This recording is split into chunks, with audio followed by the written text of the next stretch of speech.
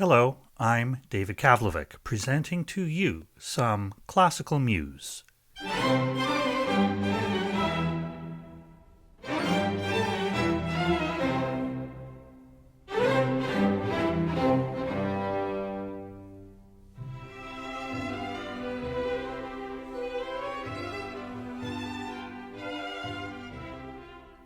Today's show is filled with mirth, merriment, memories, and melody that will have you rolling in the Isles. The British Isles, that is, since all the music comes from Albion of old and them their regions. Mostly song and word, but our opening piece, acting as an instrumental prelude, is a Baroque Violin Sonata from Scotland.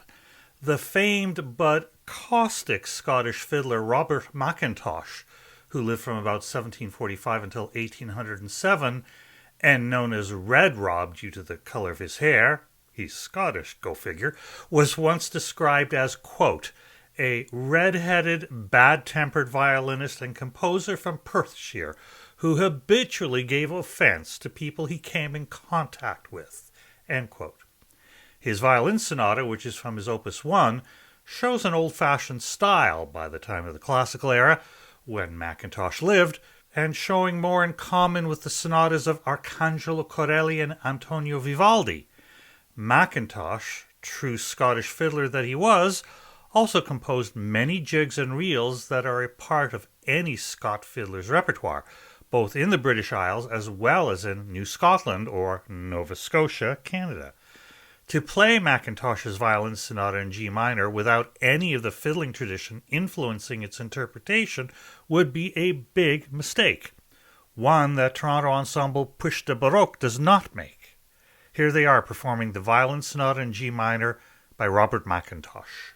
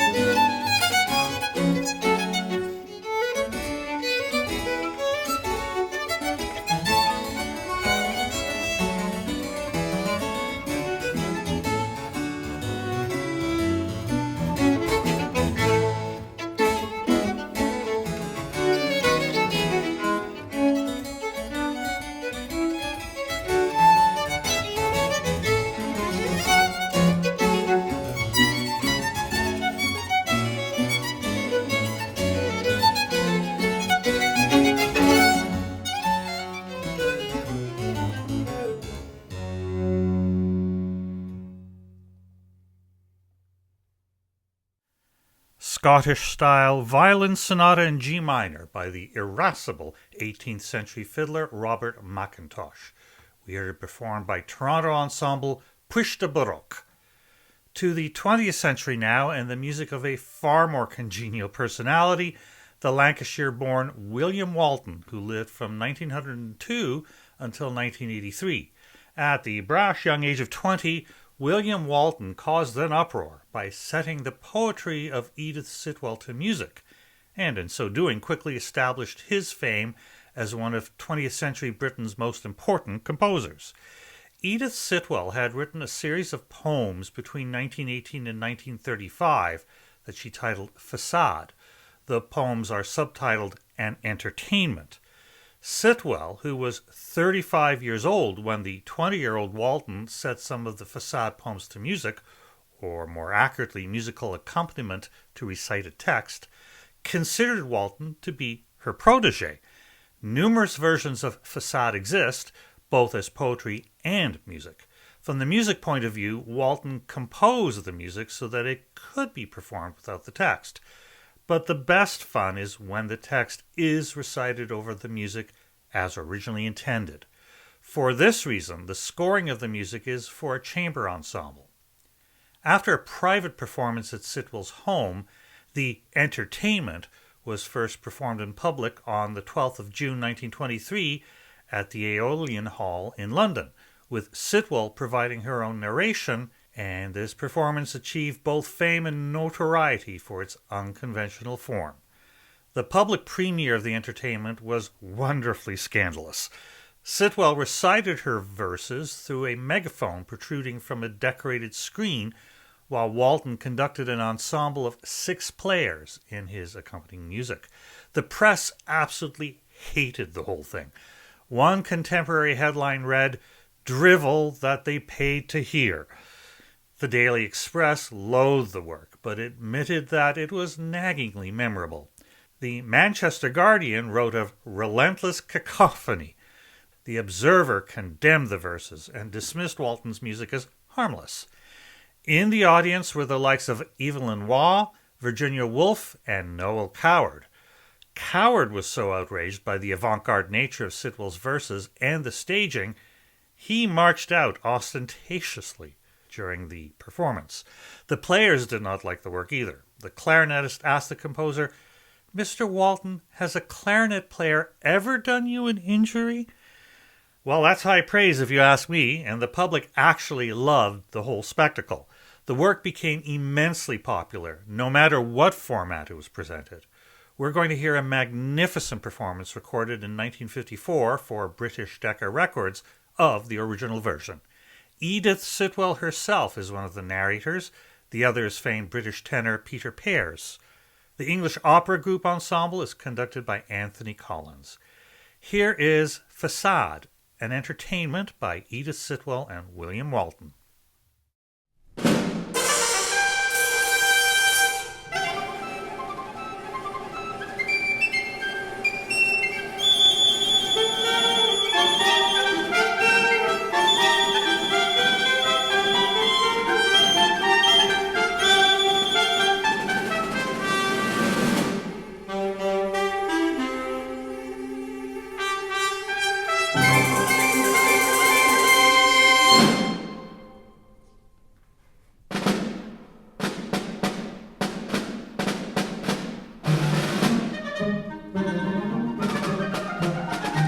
Sailors come to the drum out of Babylon. Hobby horses home, the dumb sky rhinoceros glum. Watch the courses of the breakers, rocking horses, and with the glosses Lady Venus on the city of the horsehair sea, where Lord Tennyson and Laurel wrote a Gloria free. In a borealic iceberg came Victoria. She knew Prince Albert's tall memorial took the colours of the floral and the borealic iceberg floating on the sea. You were risen, Madam Venus, for whose sake from far came the fattened zebraed emperor from Zanzibar, where like golden bouquets lay far Asia, Africa, Cathay, all laid before that shady lady by the fibroid Shah.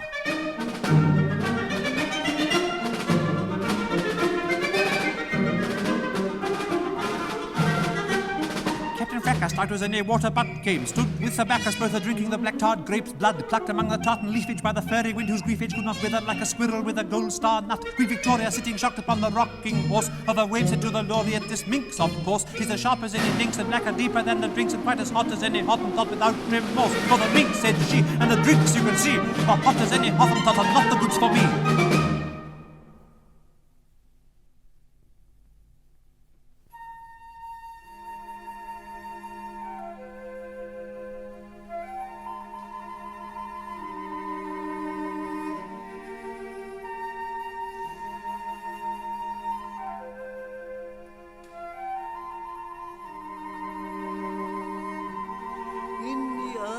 Springtime after their tea, through the young fields of the springing Bohea, Jemima, Jocasta, Dinah, and Deb walked with their father, Sir Joshua Jebb, an admiral red, whose only notion, a butterfly poised on a pig-tailed ocean, is of the periled sea whose swell breaks on the flowerless rocks of hell.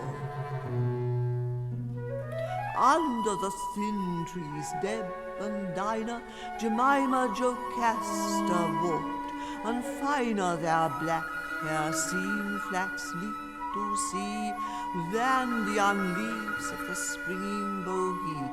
Their cheeks were like nutmeg flowers when swells the rain into foolish silver bells. They said if the door you would only slam, or if, Papa, you would once say damn, instead of merely roaring avast, or boldly invoking the nautical dust. We should now stand in the street of hell, watching siesta shutters that fell, with a noise like amber softly sliding. Our moonlight glances through these gliding would see at her table, greened and set, Murina sitting at her toilette, with eyelids closed, as soft as the breeze that flows from gold flowers on the incense trees. The Admiral said you could never call. I assure you it would not do at all. She gets down from table without saying please, forgets her prayers and across her D's. In short, her scandalous reputation has shocked the whole of the hellish nation, and every turban chinoiserie with whom we should sip our black Bohea would stretch out her simian fingers then to scratch you, my dears, like a mandolin. For hell is just as properly proper as Greenwich or as Bath or Joppa.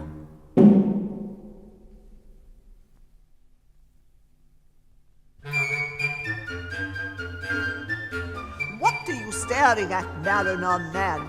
Wrinkled as sea sand and old as the sea, those trains will run over their tails if they can, snorting and sporting like porpoises. Please, the whirling wheels of the train, as round as the world and as large again, running half the way over to Babylon, down through fields of clover to gay Troy town, and puffing their smoke as grey as the curl of my forehead, as wrinkled as sands of the sea. But what can that matter to you, my girl? And what can that matter to me?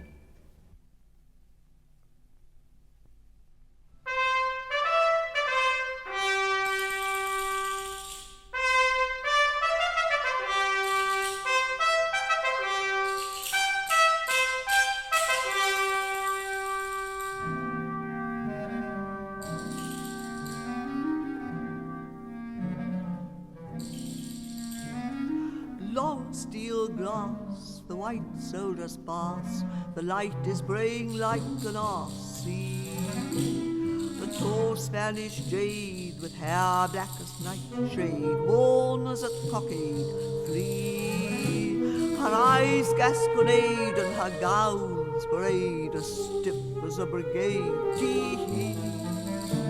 The hard and braying light is zebra black and white. It will take away the slight and free. Tinge of the mouth, organ sound, oysters, all notes oozing round her flounces as they sweep the ground. The trumpet and the drum and the martial call they come to make the people dumb, but we won't wait for strife night, moonlight, water, milk white bright, to make clear the declaration of our Paphian location beside the castaneted sea, where stalks Il Capitano, swagger, braggadocio, sword and mustachio. He is green as a cassada, and his hair is an armada. To the J, come kiss me harder, he called across the battlements as she heard our voices thin and shrill as the steely grasses thrill, or the sound of the onika when the folk has the pika in the palace of the Queen Chinese.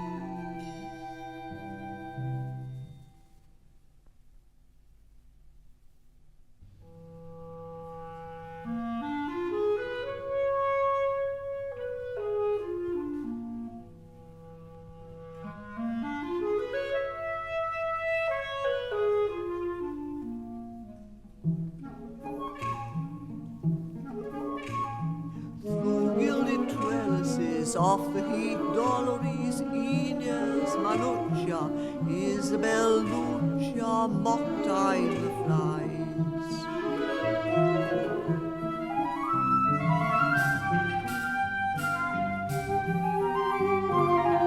Lovely bird, will you stay and sing, flirting your sheened wing peck with your beak and cling to our balconies. They flutter, their fans flaunting. Oh, silence enchanting as music, then slanting their eyes.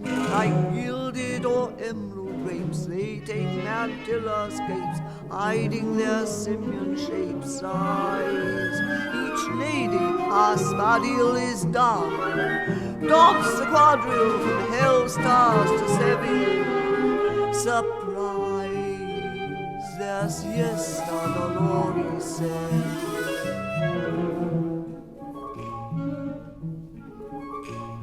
Through gilded trellises, off the heat spangles pelt down through the tangles of bellflowers.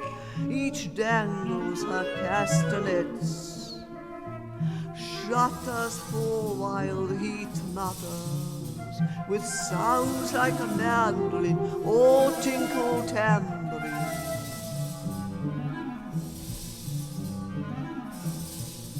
Ladies,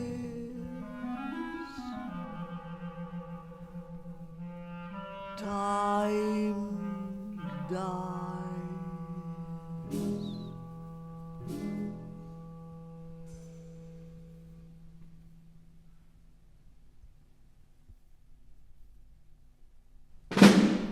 When Don Pasquito arrived at the seaside, where the donkeys high-tide braid, he saw the bandito Joe in a black cape, whose slack shape waved like the sea. Teeth throat treaties, no witty silver like the sea. The laughing cheaties, sweetest firm wrote notices that she will steal the weaking sluggish like Babel before the League of Nations grew. So Joe put the luggage and the label in the pocket of Flo the kangaroo. Through trees like rich hotels that bode of dreamless ease fled she, carrying the load and goading the road through the marine scene to the sea. Don Pasquito, the road is eloping, with your luggage so heavy and large. You must follow and leave your moping, ride my guidance and charge.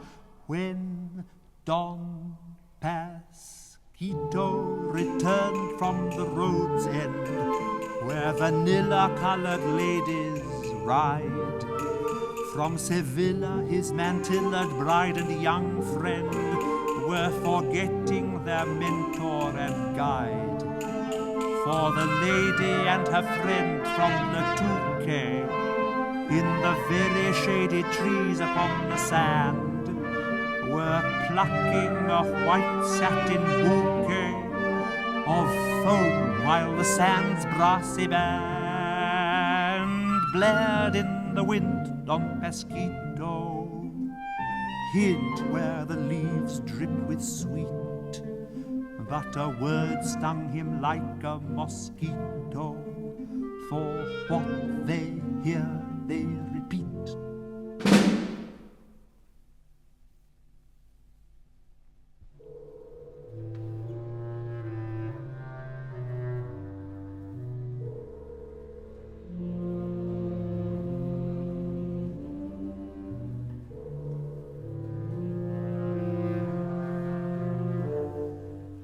Jumbo asleep, grey leaves thick furred as his ears keep conversations blurred. Thicker than hide is the trumpeting water, Don Pasquito's bride and his youngest daughter. Watch the leaves elephantine grey. What is it grieves in the torrid day?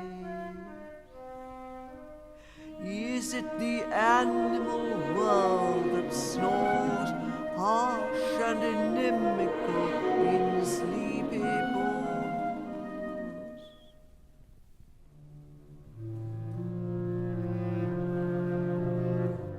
And why should the spine flowers red as a soldier make Don Pasquito seem still moldier?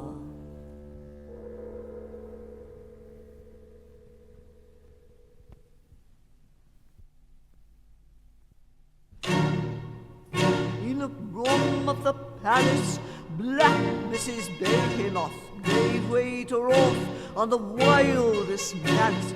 Cried Mrs. Behemoth, come, come, come, court lady, doomed like a moth through palace rooms shady. The candle flamed in the yellow pompion, sharp as a scorpion.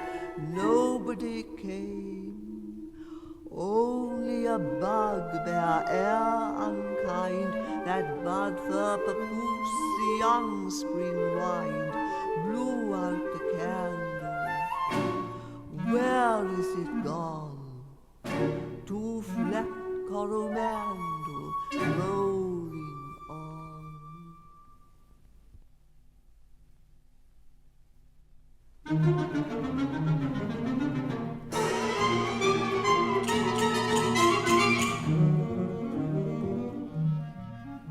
Where the satyrs are chattering, nymphs with their flattering glimpse of the forest enhance all the beauty of marrow and cucumber narrow, and Ceres will join in the dance. Where the satyrs can flatter the flat leaf fruit and the gherkin green and the marrow, sit Queen Venus, Silenus will settle between us, the gore and the cucumber narrow. See, like palaces hid in the lake, they shake those greenhouses shot by her arrow narrow. The gardener seizes the pieces like creases for gilding the potting shed barrow. There the radish roots and the strawberry fruits feel the nymphs high boots in the glade, tramping and sampling mazurkas, kachukas and turkas, krakowiaks hid in the shade. Where in the haycocks the country nymphs gay fox gowns that are looped over bright yellow petticoats, gaiters of leather and pheasant's tail feathers, in straw hats bewildering many a leathern bat. There they hay make cowers and whines in showers, the dew in the dogskin bright flowers. Pumpkin and marrow and cucumber narrow have grown through the spangled June hours. The melons as dark as caves have for their fountain waves thickest gold honey, and wrinkled as dark as pan. Old Silenus yet useful as Venus are goods, and the wrinkled pigs whence all the jewels ran. Said Queen Venus, Silenus will settle between us, the nymphs disobedience forestall. With my bow and my quiver eat fresh evil liver, for I don't understand it at all.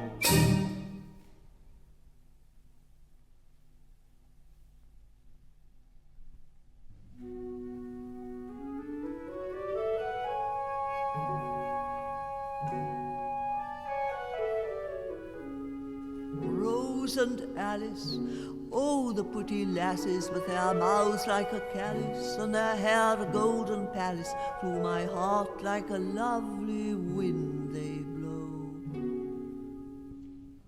Though I am black and not comely, though I am black as the darkest trees, I have swarms of gold that will fly like honeybees. By the rivers of the sun I will feed my words until they skip like those fleeced lambs, the waterfalls and the river's horned rams. Then for all my darkness I shall be the peacefulness of a lovely a tree wherein the golden birds are singing in the darkest branches.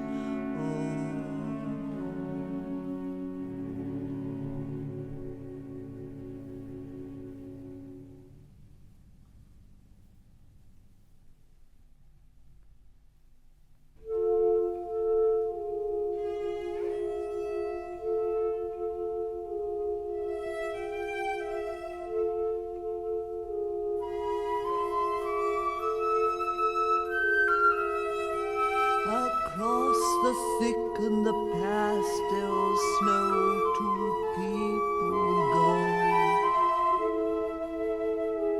And do you remember when last we wandered this shore?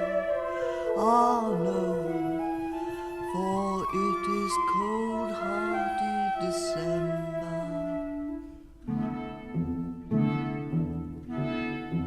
Dead the leaves that like asses' ears hung on the trees when last we wandered and squandered joy here. Now my docile husband will listen for these whispers, these tears for joy's beer. And as they walk they seem tall pagodas, and all the ropes let down from the cloud ring the hard cold bell buds upon the trees, codas of overtones, ecstasies, groan for love shroud.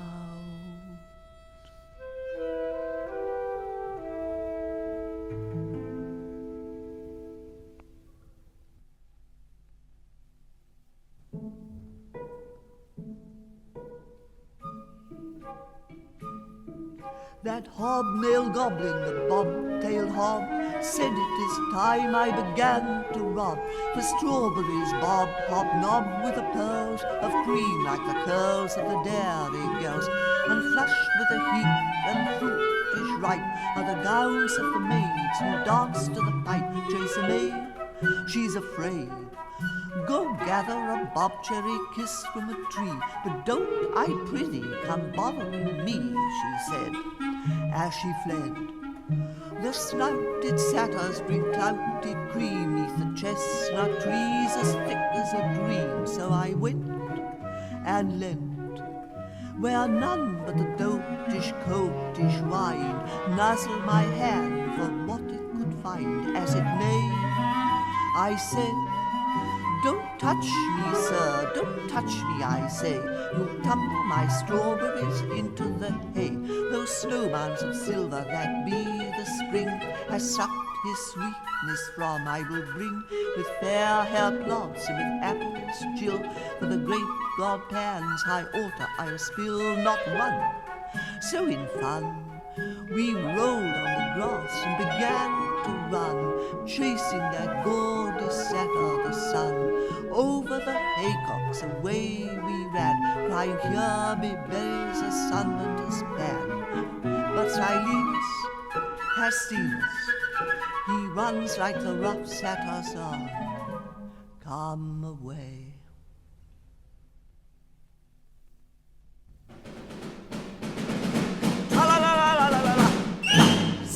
Dance the polka, said Mr. Wag like a bear, with my top hat and my whiskers that trap the fair. Where the waves seem chiming haycocks, I dance the polka there. Stand Venus children in their gay frocks, maroon the marine and stare. To see me fire my pistol, through the distance blows my coat. Like Wellington Bar and the Marquis of Bristol, Busby, great trees float, where the wheezing hurdy-gurdy of the marine wind blows me to the tune of Annie Mooney, sturdy over the sheets of the sea, and bright as a seedsman's packet, with zinnias, candytuft chill, is Mrs. Marigold's jacket, as she gapes at the indoor still, where at dawn in the box of the sailor, blue as the decks of the sea, Nelson awoke, crowed like the cocks, and back to the dust sank he. And Robinson Crusoe, Rousseau, the bright and foxy beer, but he finds fresh isles and a negress smiles, the poxy doxy dear. I say, watch me dance the polka, said Mr. Wag like a bear, in my top hat and whiskers that trap the bear. Tra-la-la-la-la, tra-la-la-la-la, tra-la-la-la-la-la-la-la-la.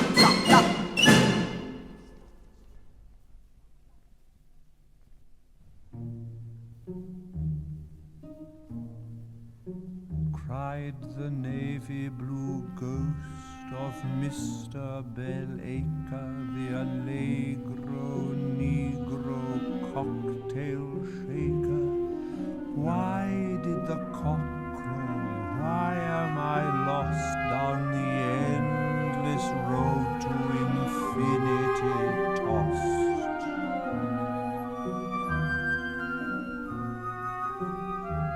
The tropical leaves are whispering white as water. I race the wind in my flight down the promenade, edging the far-off sand is the foam of the sirens, metropole and grand. As I race through the leaves as white as water, my ghost flowed over a nursemaid quarter, and there I saw the long grass weep where the guinea fowl plumaged houses sleep, and the sweet ring doves of curded milk watch the infanta's gown of silk in the ghost room tall, where the governante whispers slyly, fading andante.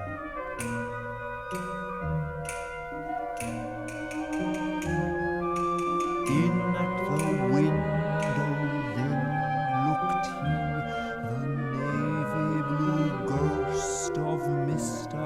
Bellacre, the Allegro Negro cocktail shaker, and his flattened face like the moon saw she, rhinoceros black, yet flowing like the sea.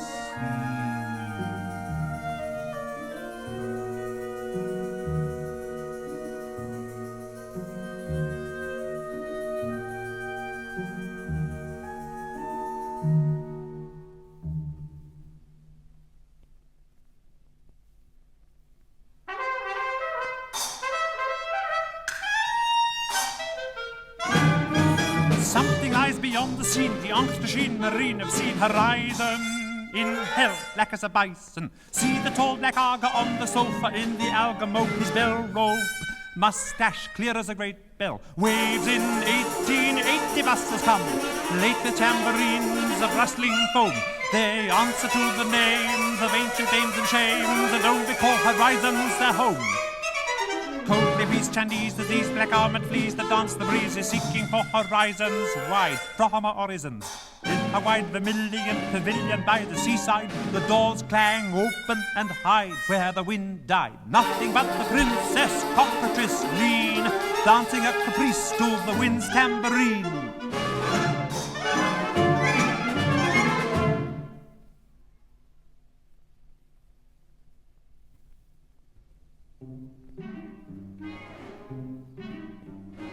Daisy and lily, lazy and silly, walk by the shore of the wan grassy sea, talking once more neath the swan bosom tree. Rose castles, torels, those bustles where swells each home bell of ermine. They roam and determine what fashions have been and what fashions will be, what tartan leaves born, what crinolines worn.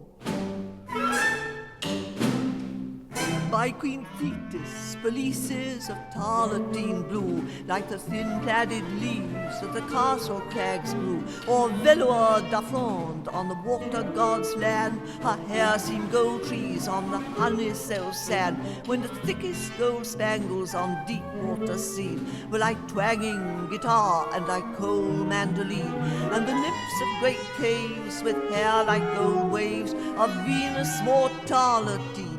Louise and Charlottine, Boreas daughters, and the nymphs of deep waters, the nymph Taglione Grisy Riondine, were plaided Victoria and thin Clementine, like the crinoline waterfalls. Wood nymphs wear bonnet shawls, elegant parasols floating on sea. The Amazons wear balzarine of John Quill, beside the blonde lace of a deep falling rill. Through glades like a nun they run from and shun the enormous and gold-rayed rustling sun, and the nymphs of the fountains descend from the mountains like elegant willows on their deep barouche pillows. In Kashmir, Alvanda, Paris, Isabel, like bells of bright water from the clearest wood well, our elegance favouring bonnets of blonde, the stars in their apiaries, sylphs in their aviaries, seeing them spangle these and the sylphs fawn from their aviaries fanned with each long fluid hand. The mortar Espanols mimic the waterfalls over the long and the light summer land.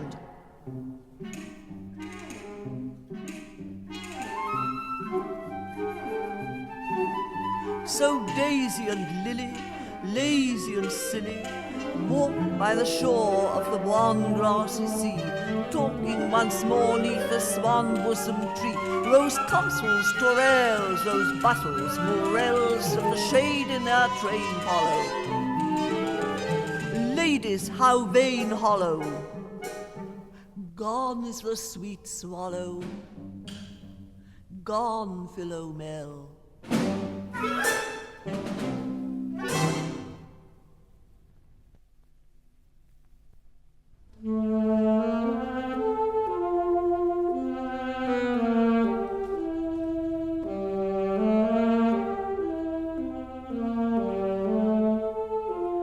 We bear velvet cream, green and babyish, small leaves seam each stream, horses' tails that swish, and the chimes remind us of sweet birds singing like the jangling bells on rose trees ringing. Man must say farewells to parents now, and to William Tell and Mrs. Cow. Man must say farewells to storks and bets, and to roses' bells, and statuettes, forests white and black, in spring are blue with forget-me-nots, and to lovers true, still the sweet bird begs, and tries to cozen them by angels' eggs, sold by the dozen. Gone are clouds like inns on the garden's brinks, and the mountain gins. Ganymede sells drinks, while the day seemed grey, and his heart of ice, grey as chamois or the Edelweiss, and the mountain streams like cowbell sound, tira-lira drowned in the waiter's gleams. Who has gone beyond the forest waves, while his true and fond ones seek their graves.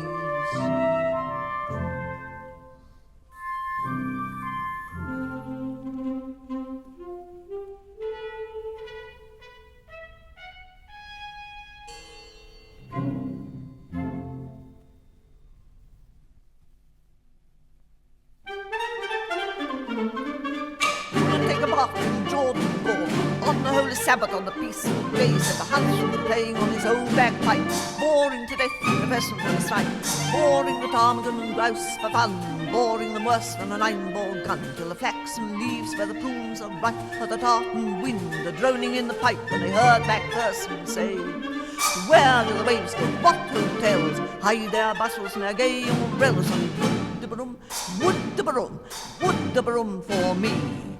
There is a hotel at Ostend, cold as the wind without an end, haunted by ghostly poor relations of Bostonian conversations, bagpipes rotting through the walls, and there the pearl ropes fall like shawls, with a noise like marine waterfalls, and another little drink wouldn't do us any harm. Pears is through this sabbatical calm, and that's the place for me.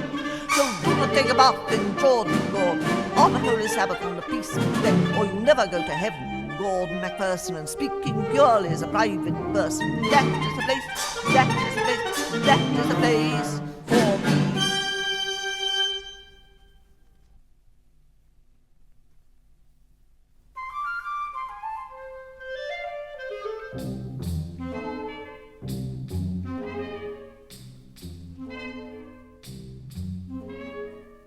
Lily O'Grady, silly and shady, longing to be a lazy lady, walk by the cupulous gables in the lake's Georgian stables. In a fairy tale like the heat intense and the mist in the woods, when across the fence the children gathering strawberries are changed by the heat into negresses, and their fair hair shines there like gold-head planets, Calliope, Io, Pomona, Antiope, Echo and Clio.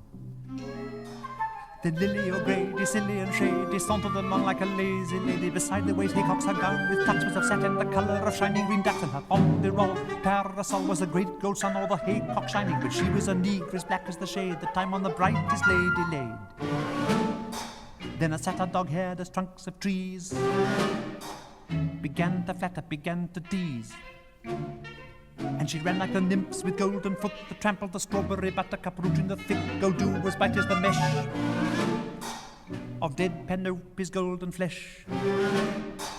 Made from the music whence were born Memphis and Thebes in the first hot morn, and ran to wake in the lake where the water ripples seemed hate to rake.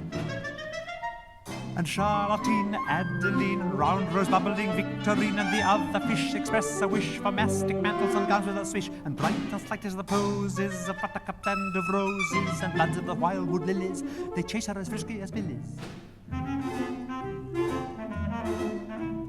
The red retriever had satyr, can whine and tease her and flatter. But Lily O'Grady, silly and shady, in the deep shade is a lazy lady. Now Pomp is dead, home has read, Heliogabalus lost his head, and shade is on the brightest wing, and dust forbids the birds to sing.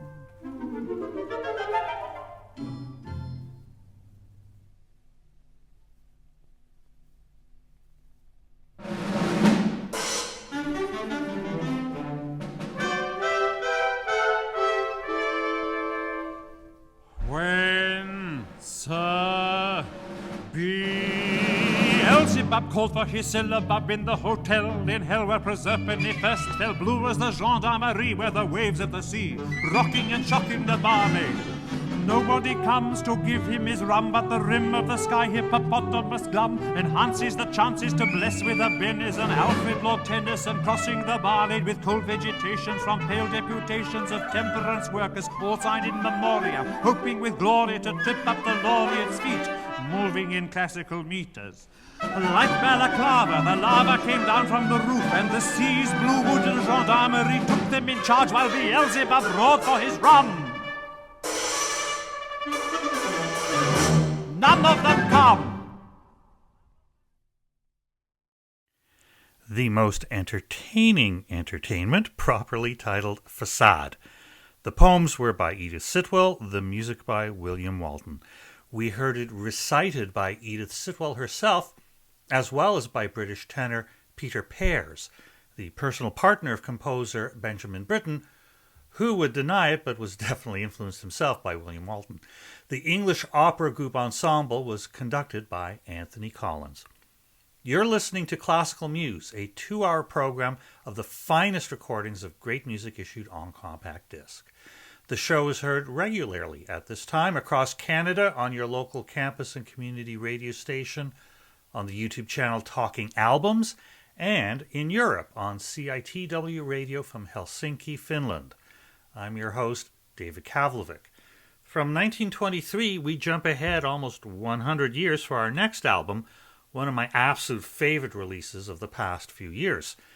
Nothing scandalous about the artist and her music here as compared to the first audience's reaction to Sitwell and Walton's Facade, but something just as British and as culturally impactful. Indeed, the music and performance of an artist in the tradition of folk rock musicians such as Nick Drake and the divine Sandy Denny, both of whom left us far too soon.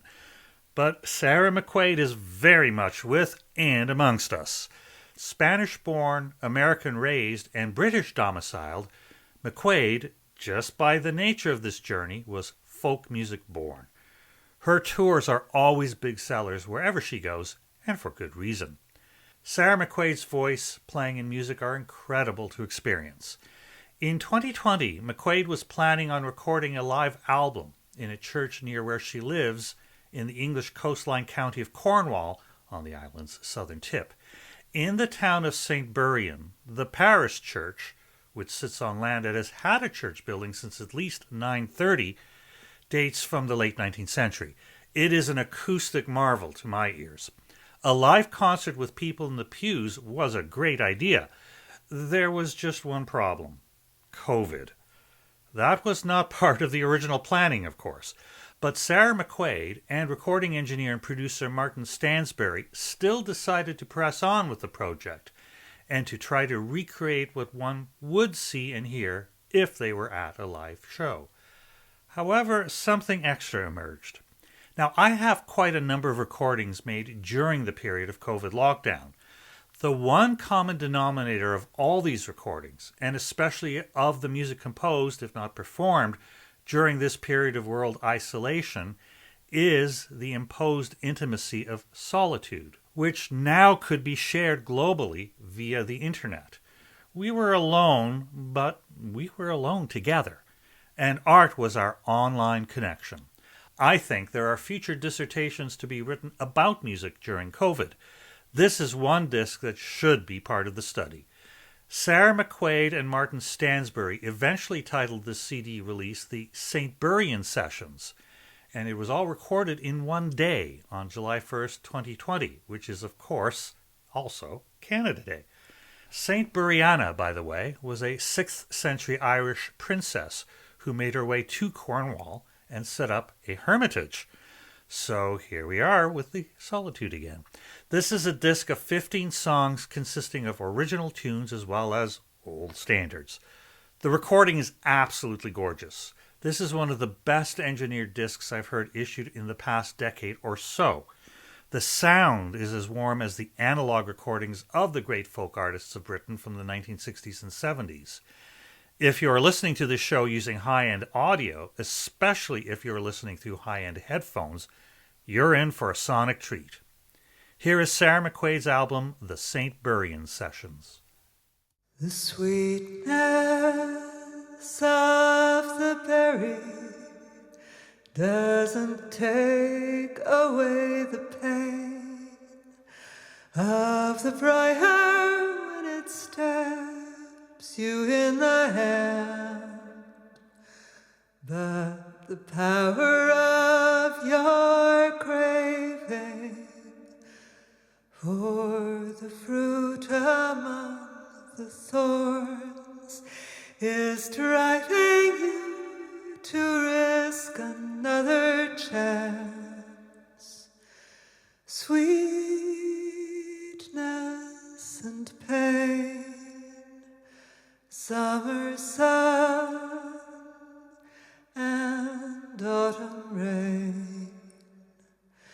The bramble does not seek to harm, it merely seeks to live, it ensures without malice or intention. There's no question of forgiveness, no apology, no pardon for minor wounds too numerous to mention. Sweetness and pain, winter winds return again. Sharp black thorns concealed and smoothed by softly falling snow. Drops of blood like bright red flowers. This hurt will pass. Just let it go. Sweetness and pain, shake it off and start again.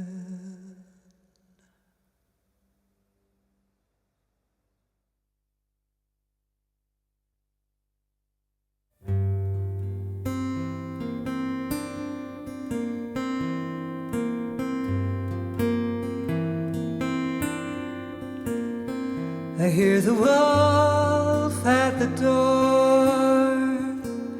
I've seen his face before. He's hungry and I'm tired. Can't keep him out much more.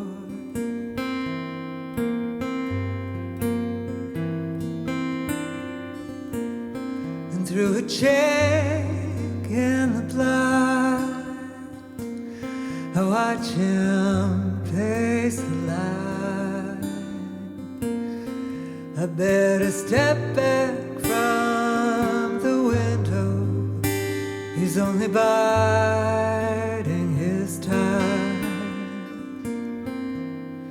Spring follows winter, sun follows shower. Things will get better if only I can hold that wolf at bay. Drive him away.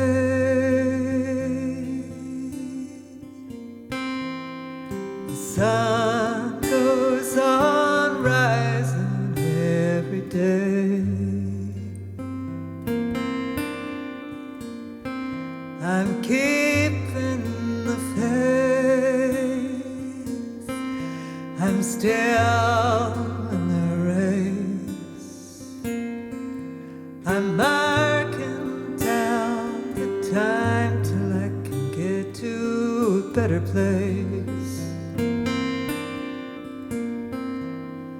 Spring follows winter, sun follows shower. Things will get better if only I can hold that wolf at bay. Drive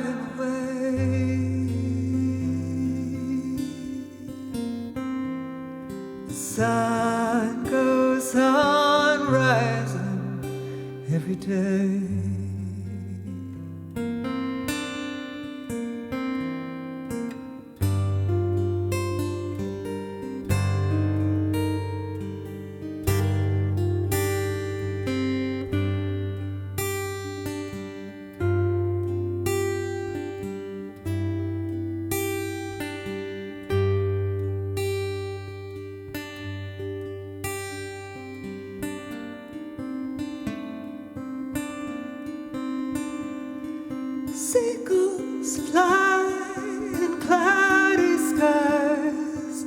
Morning comes and amber turns to gray.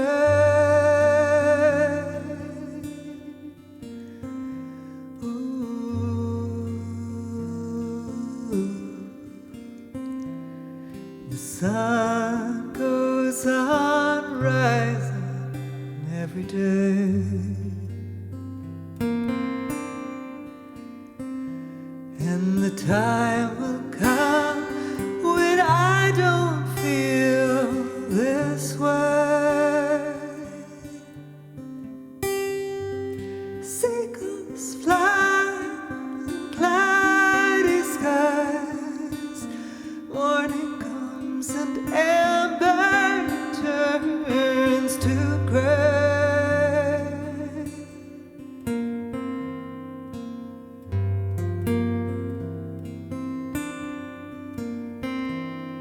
The sun goes on rising every day. The sun goes on rising. The sun goes on rising. The sun goes on rising. Yeah.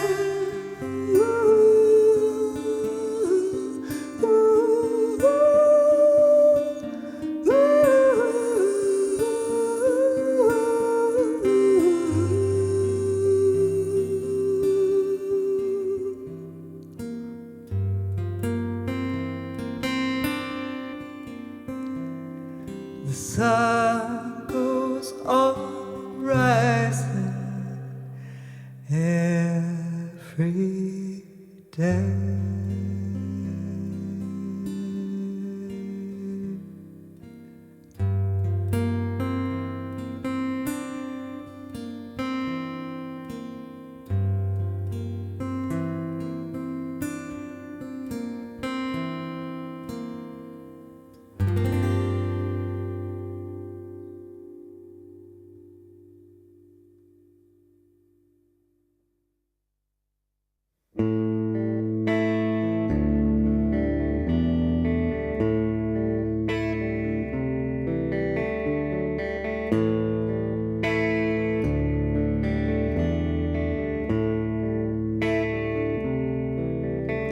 There's a boy in the garden with a shovel and a spade.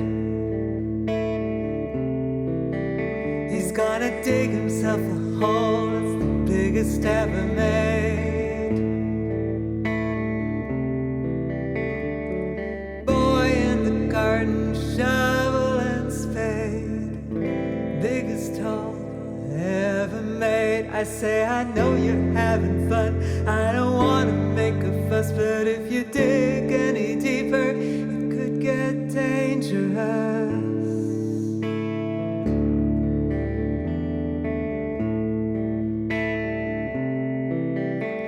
Now we're drilling through the earth, building pressure all the time, splitting cracks in the rock to free the power inside.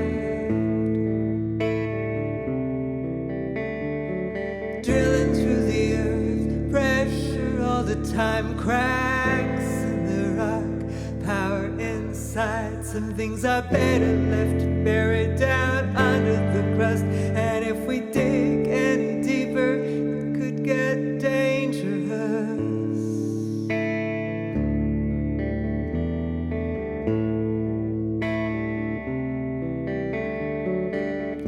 Put your shovel away,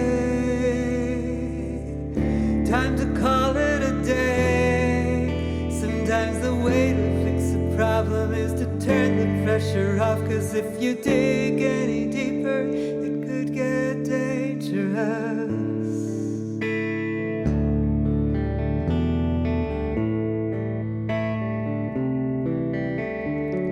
Dig, dig, dig, dig, dig, dig, dig, dig, dig any deeper. Dig, dig, dig, dig, dig, dig, dig, dig, dig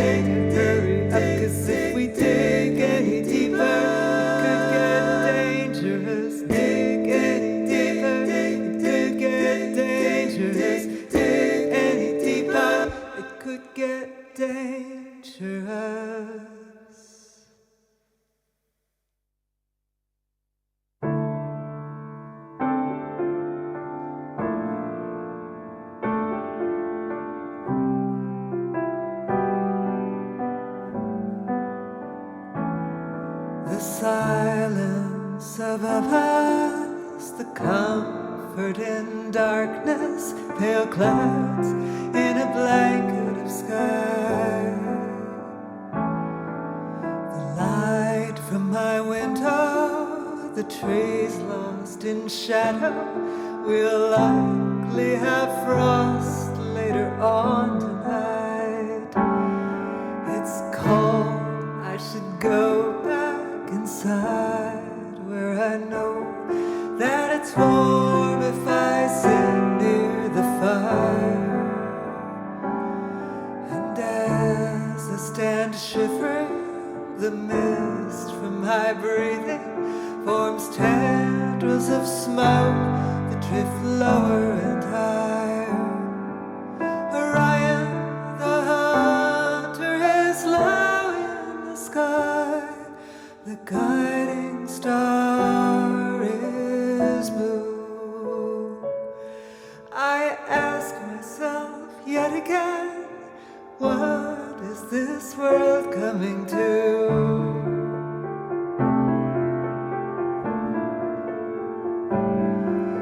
The silence above us, the green earth beneath us, abounding with power and life. The bushes are rustling, the small birds are settling, hunkering down to be safe for the night. Orion, the hunter, is low in the sky. The guiding star is blue. I ask myself yet again, what is this world coming to?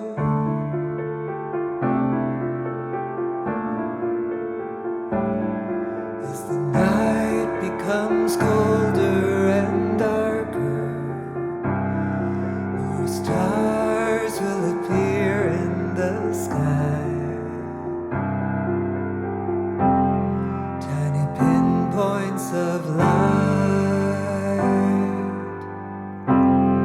shining steady and bright.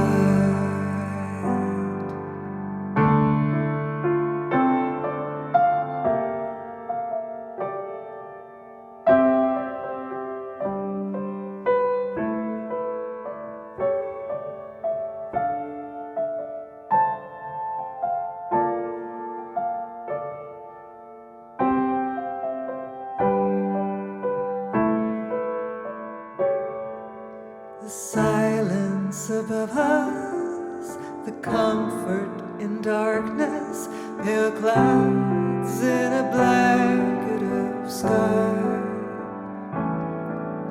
The light from my window, the trees lost in shadow, we'll likely have frost later on tonight. Orion, the hunter, is low in the sky. The guiding star's blue. I ask myself yet again, what is this world coming to? And what can we do?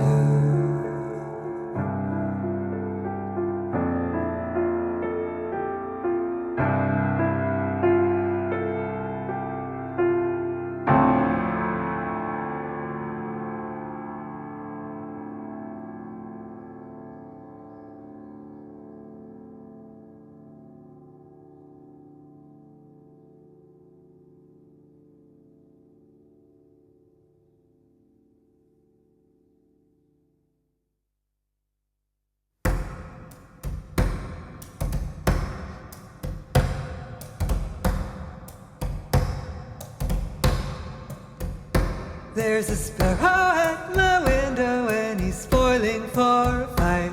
He's attacking his reflection and he's puffing out with pride. He doesn't see the cat who's watching from the windowsill inside.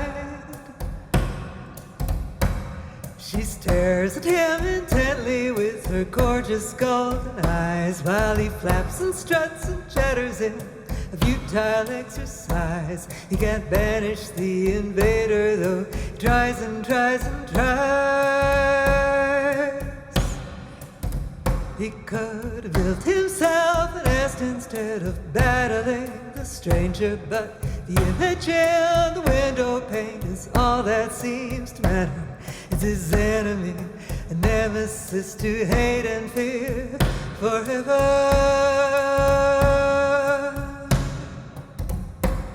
The cat is plump and glossy, she's prepared to bide her time until the sparrow falls exhausted to the ground. And then she stands and stretches out her back and takes herself outside. She pads across the grass to find him. She never makes a sound. One sparrow down.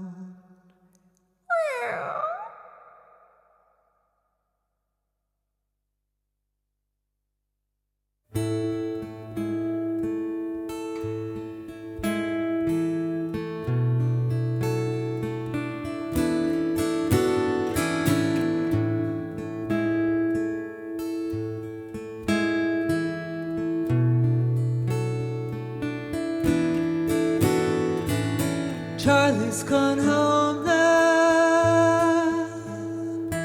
I drove him downtown and dropped him off at the station. I'm sweeping the floors now, changing the sheets and organizing the kitchen. And the house is so quiet, it feels so strange. Only 1 hour, changed, it seems so empty. I feel so alone. It was a party that lasted a week and a half. We played music together and we drank and we laughed, and now it's over, 'cause Charlie's gone home.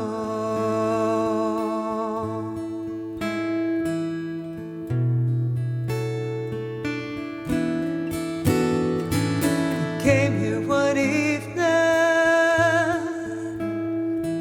I wasn't expecting such a happy surprise. With his jokes and his teasing, he had me laughing so hard there were tears in my eyes. And Charlie's got a whole lot of stories to tell. He has an endless supply, and he tells them so well. He's had a wild life. He likes to ramble and to roam. He's been filling my head up with the things that he's seen, the scrapes he's got into, and the places he's been. But now they're fading, 'cause Charlie's gone home. Charlie is with me, my life is on hold. He takes all my time, things get out of control. I should be relieved that I'm finally able to breathe again. Charlie's gone home now. I drove him downtown, dropped him off station. I'm sweeping the floors now, changing the sheets and organizing the kitchen. And the house is so quiet, it feels so strange. Only 1 hour, everything's changed. It seems so empty. I feel so alone. It was a party that lasted a week and a half. We played music together and we drank and we laughed.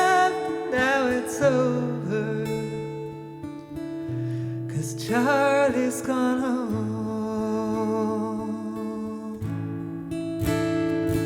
It's over, 'cause Charlie's gone home. It's over,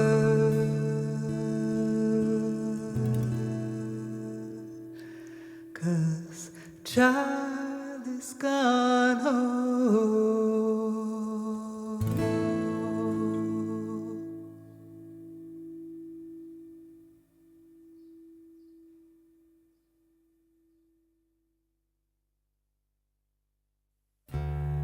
I didn't know that kiss was coming. I guess I could have started running. Soon as I saw what you were thinking, it serves me right. I shouldn't have been drinking, but anyway, you did. So let's consider,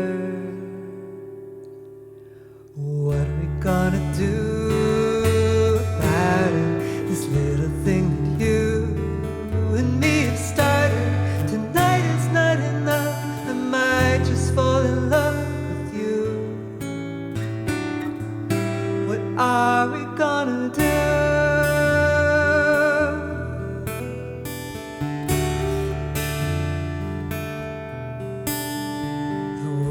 Say that this was unexpected. If you hadn't kissed me, I'd regret it. 'Cause when you leaned my way, I couldn't turn my face from you. What are we gonna do?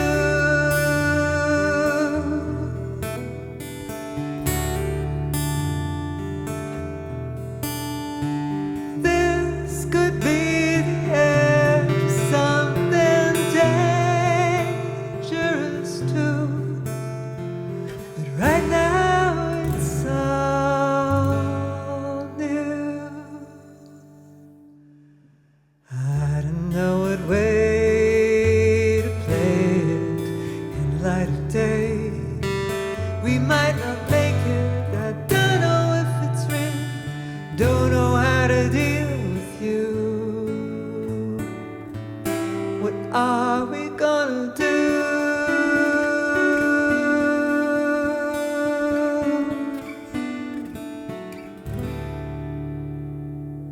What are we gonna do about it? This little thing that you and me have started. Tonight is not enough. I might just fall in love with you.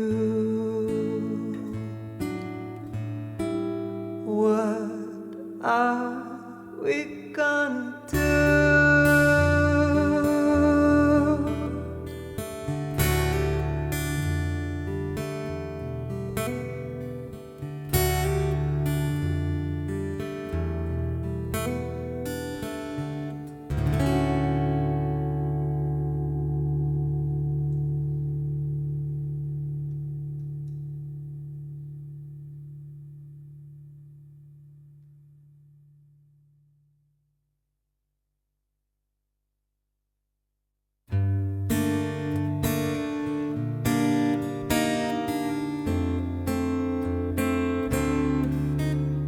My son can't sleep, he's 10 years old. He's scared that Yellowstone will blow, and when it does, it could set off a mighty chain reaction.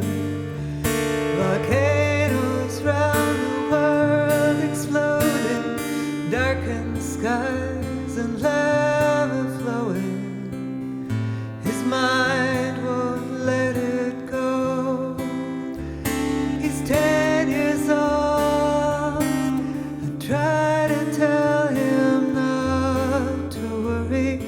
There's no point in dwelling on the things we can't control, especially when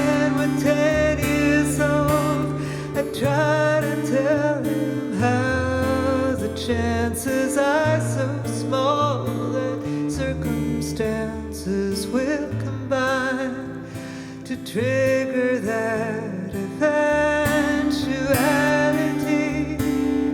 And he looks back at me.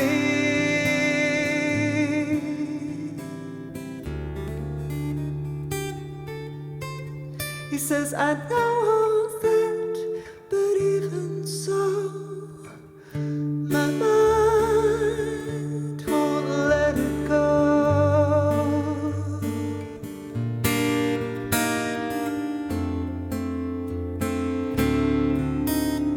Well, I've got worries of my own, another simmering Yellowstone beneath the earth, releasing spurts each time the pressure rises. I know I'm not the only one to fear the ground I tread upon. Volcanoes of all kinds torment our minds. Who am I to say, don't worry? How can we help dwelling on the things we can't control?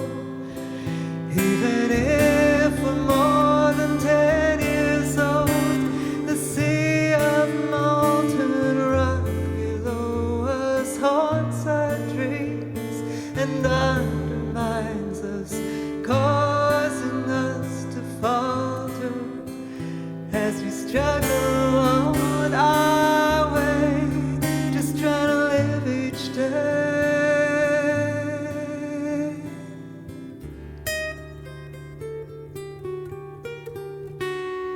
In hope that Yellowstone won't blow, let it go.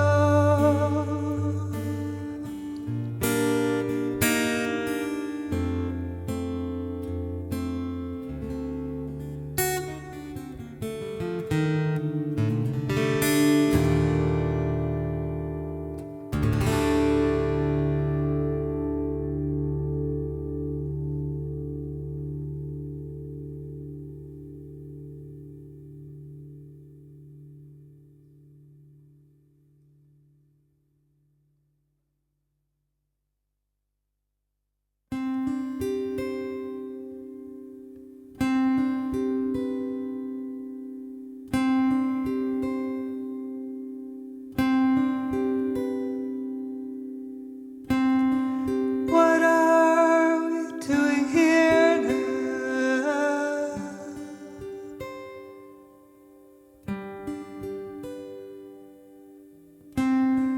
What are we dreaming now?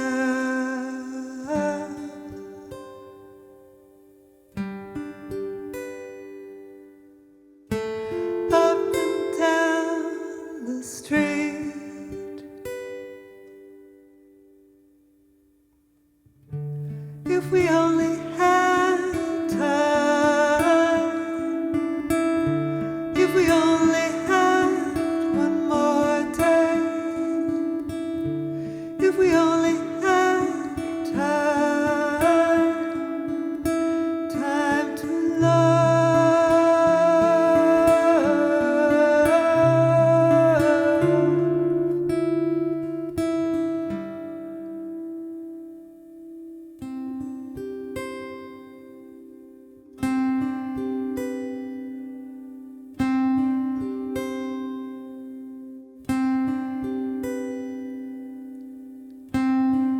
How can we take this moment now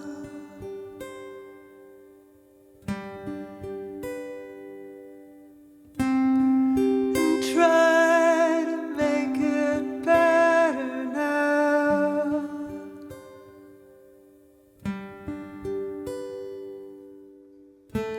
Then let it go.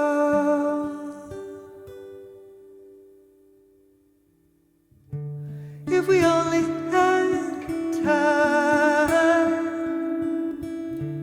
if we only had one more day,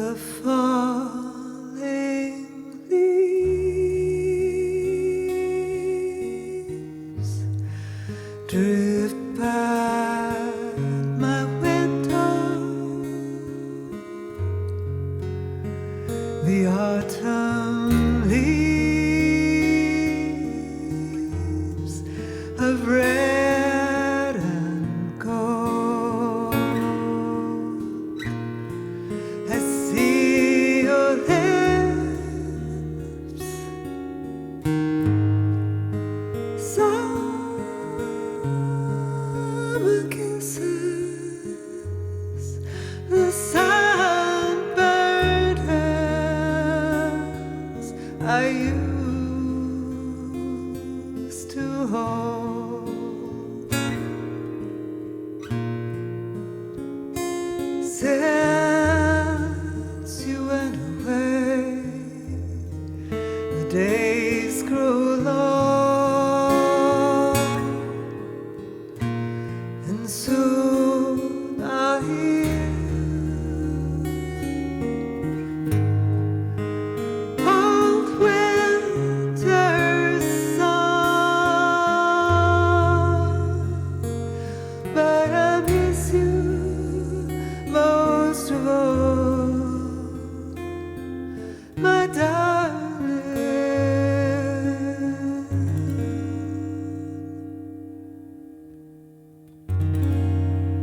When autumn leaves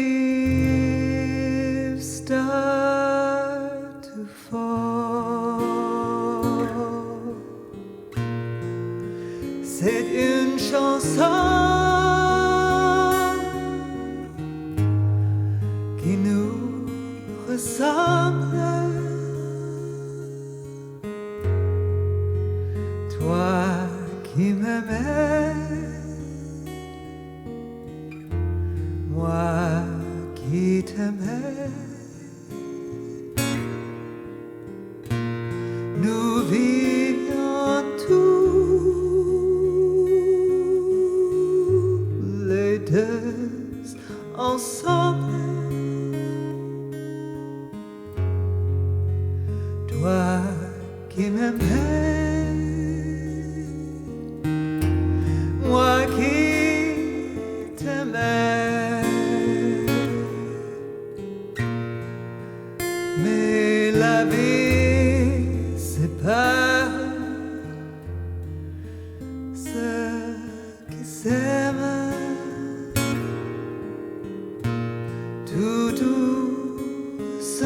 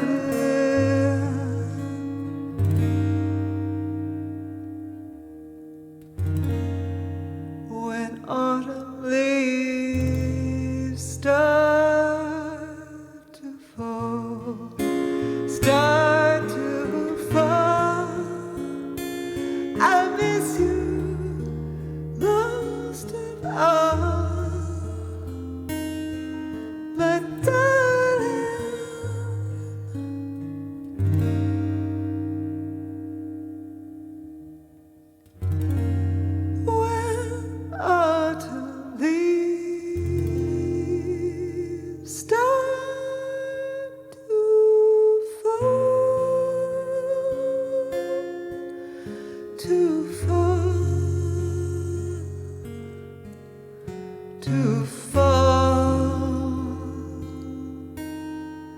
too far.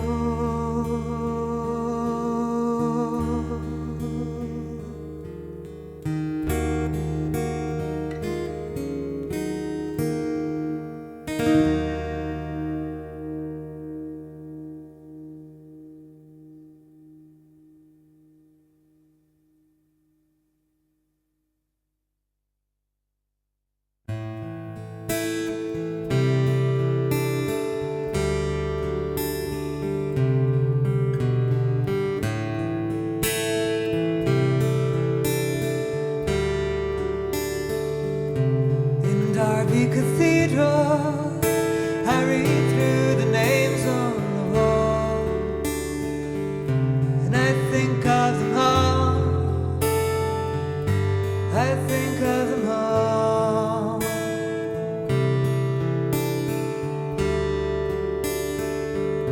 Say a prayer for the souls of the faithful departed who've walked through these halls.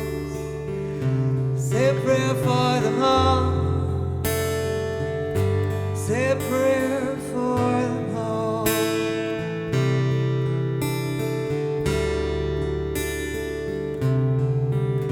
So many who labored to praise their Creator with towers of glass, wood and stone, where I wander alone.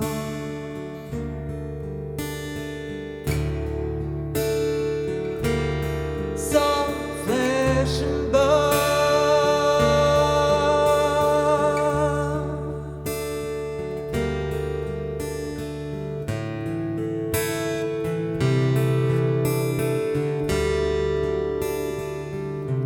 in Derby Cathedral, it's peaceful, but not in my mind.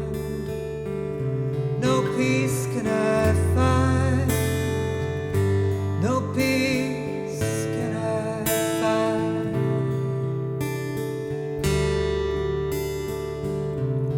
So many people in Derby Cathedral, soul, flesh and bone, glass, wood and stone.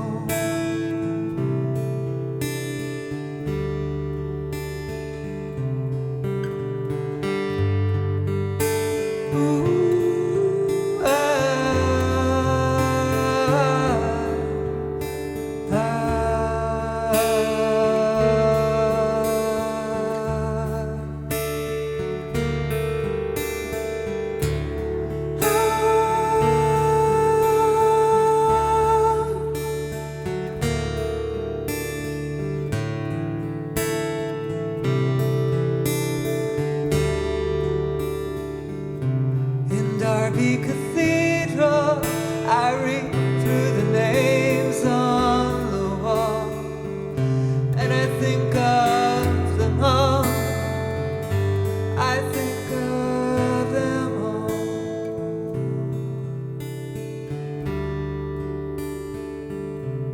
So many people in Derby Cathedral, in Derby Cathedral, soul, flesh and bone, soul, flesh and bone.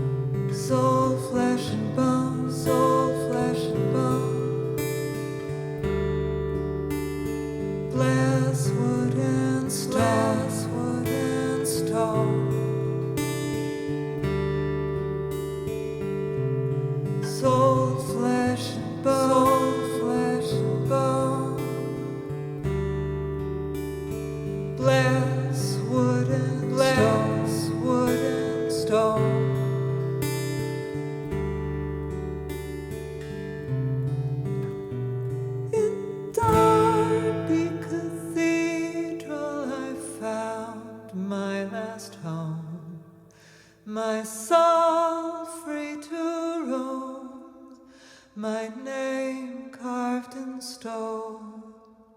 Listen to the bells ringing out for me.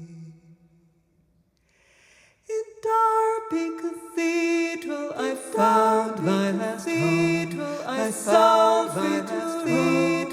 I sang carved in stone. I saw the bells ringing out. I listened to the bells ringing out. In Derby Cathedral I found my last home. I saw my cathedral. I sang carved in stone. I saw the bells ringing out. Listen to the bells ringing out. Listen to the bells ringing out for me.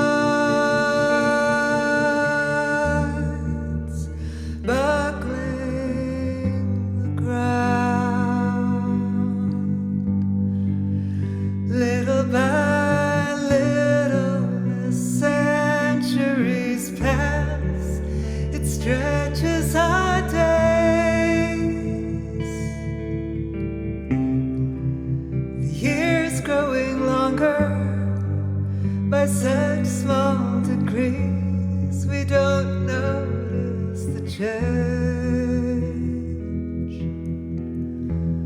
until noon comes a moment too late. So we make an adjustment in time at the end of the countdown before auld lang syne. 1 second to add before midnight, and then we all cheer with tears and with kisses. We greet the new year while the moon passes over us ever more distantly, pulling away as he turned towards the sunrise and night becomes day. We count up the lengthening hours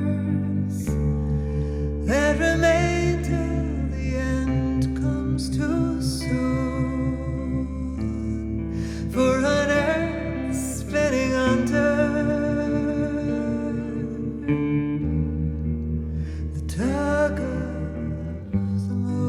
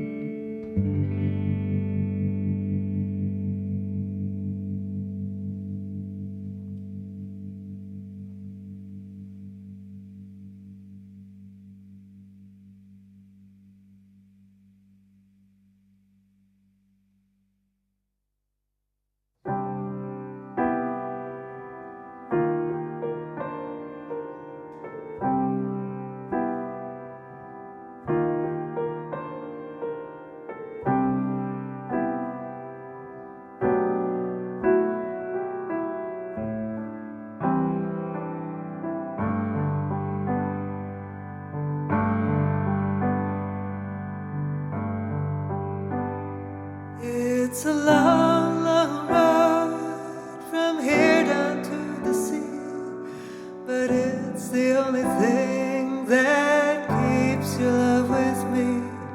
Where the water meets the trees and the long grass turns to sand, the bluebirds skip the waves, stones like jewels in your hand. Or is it my imagination?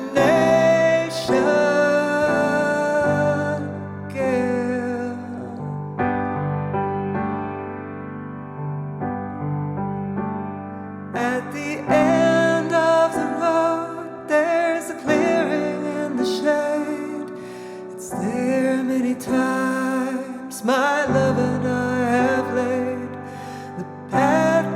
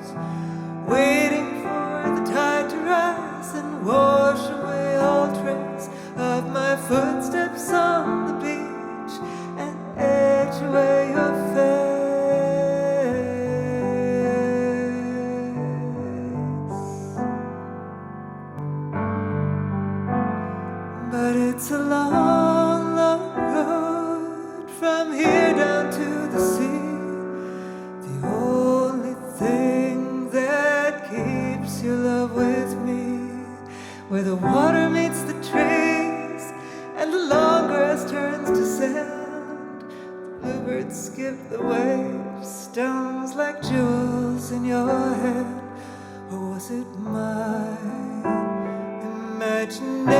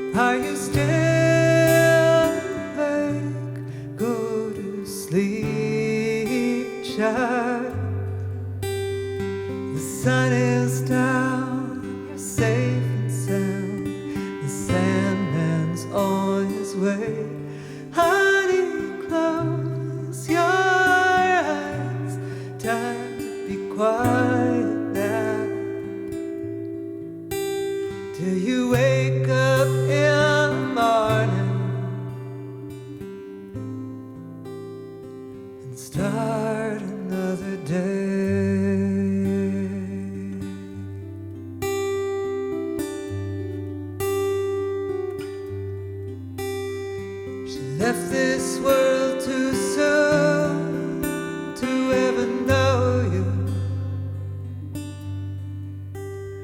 She never got to see your little face, and I wish with all my heart that she'd lived long enough to hold you, long enough to kiss your cheek and stroke your head and say,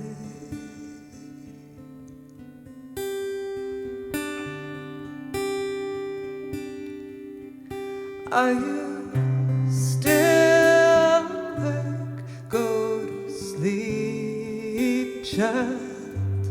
The sun is down, you're safe and sound. The Sandman's on his way. Honey, close your eyes. Time to be quiet now, till you wake up in the morning and start another day.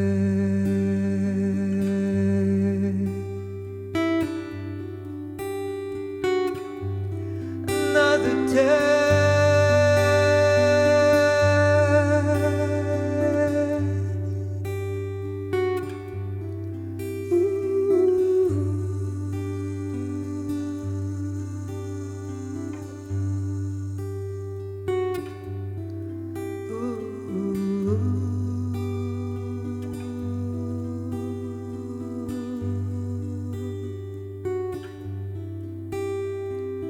Froggy went a courting and he did right.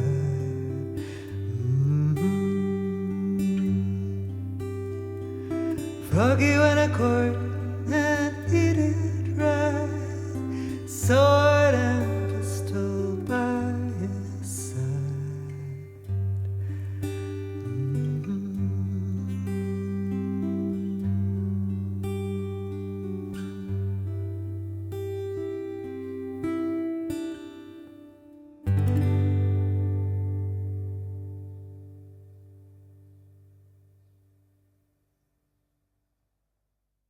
A gorgeous disc we heard in its entirety and recorded during the worst days of the COVID outbreak on July 1st, 2020 in the parish church of St. Buryan, Cornwall.